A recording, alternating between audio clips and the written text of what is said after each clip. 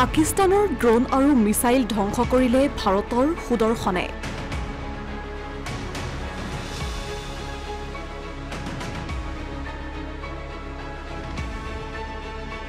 পাকিস্তানে নিক্ষেপ কৰা প্ৰতিটো মিছাইল আকাশতে ধ্বংস কৰিছে ভাৰতে।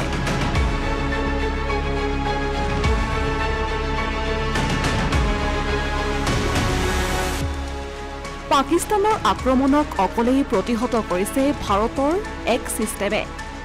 কিন্তু কি এই সুদৰ্শন?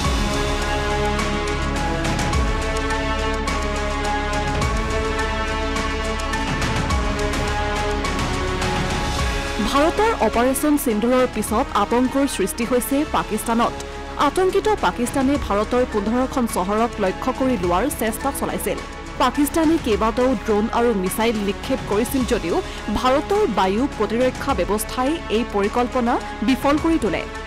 ইতিমধ্যে ভাৰতে নিজৰ সীমান্তত ৰাছিয়াৰ পৰা লাভ কৰা অত্যাধুনিক S-400 air defence missile system নিয়োগ কৰিছে। পাকিস্তানৰ পৰা আক্ৰমণ সংঘটিত হোৱাৰ লগে লগে S-400 ব্যৱস্থাটো সক্ৰিয় হৈ পৰে আৰু ইয়াৰ জৰিয়তে শত্ৰুৰ ক্ষেপণাস্ত্ৰবোৰ মাজভাগতেই ধ্বংস কৰা হয়। ভগৱান শ্ৰীকৃষ্ণৰ ঐশ্বৰিক চক্ৰৰ পৰা অনুপ্ৰাণিত এই ব্যৱস্থাটোক ভাৰতে নাম দিছে সুদৰ্শন।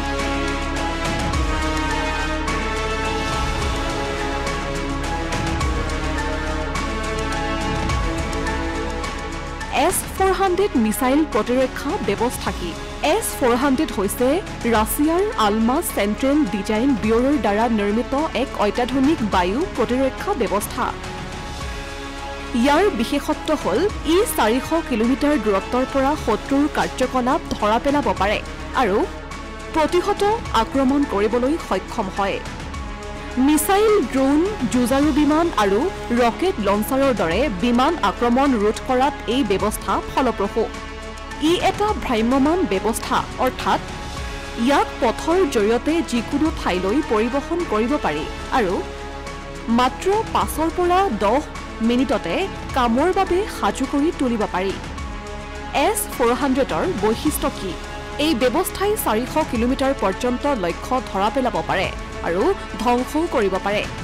ইয়াত 92N6E নামৰ ৰাডাৰ সংস্থাপন কৰা হৈছে।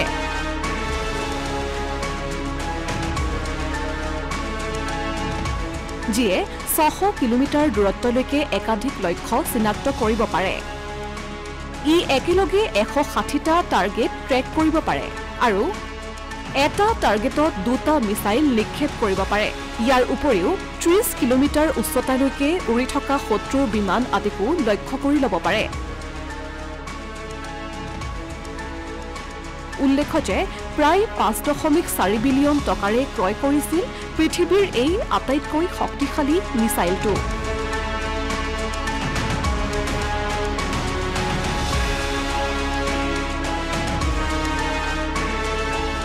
ৰাছিয়াৰ পৰা ক্ৰয় কৰিছিল সুদৰ্শন মিছাইল ডিফেন্স ছিষ্টেম।